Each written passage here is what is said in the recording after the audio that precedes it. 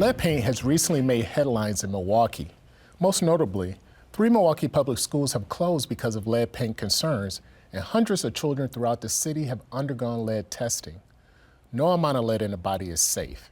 Katie Doss, lead program coordinator at McCanon Brown Sanctuary, joins us to discuss the lead crisis. Katie, thanks for joining us. Thank you for having me.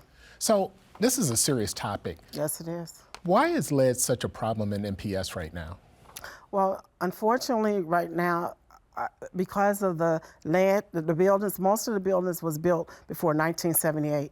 And with that being said, with the heat, the moist, and different things going on in the environment in your building, outside, that actually affects sometimes the paint.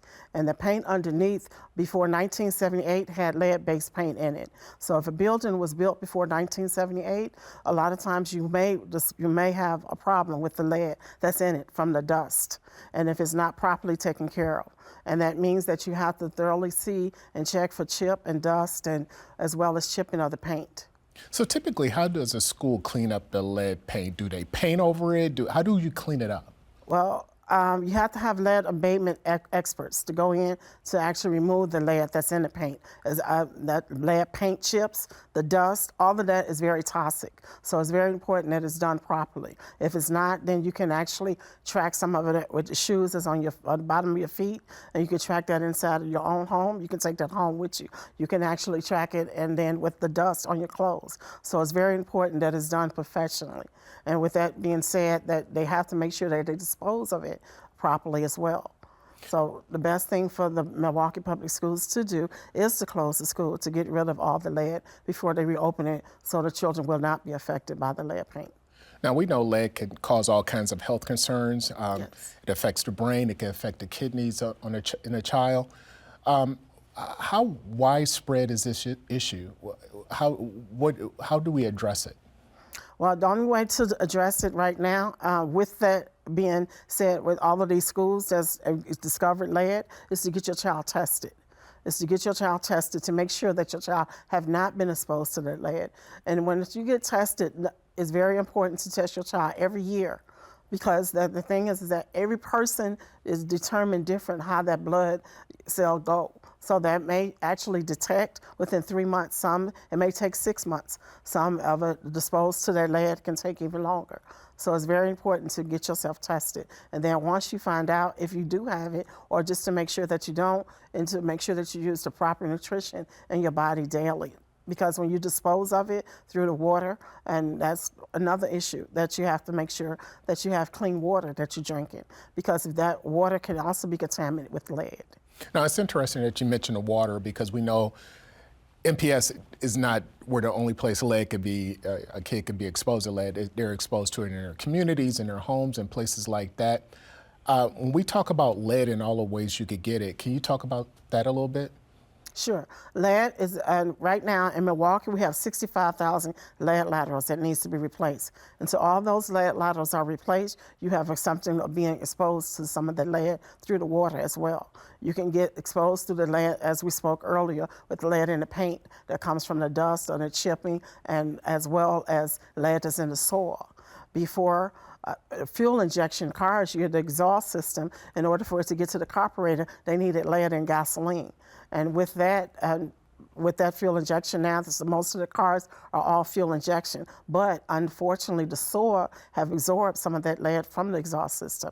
And then that's also in our environment. Lead is in products. Lead is in quite a few different areas. So it's easy to be exposed to lead. But with the children in the Milwaukee Public Schools, most of our buildings are old. So by most of the buildings being old, it's very easy to be exposed to some of that lead through the dust and through the water.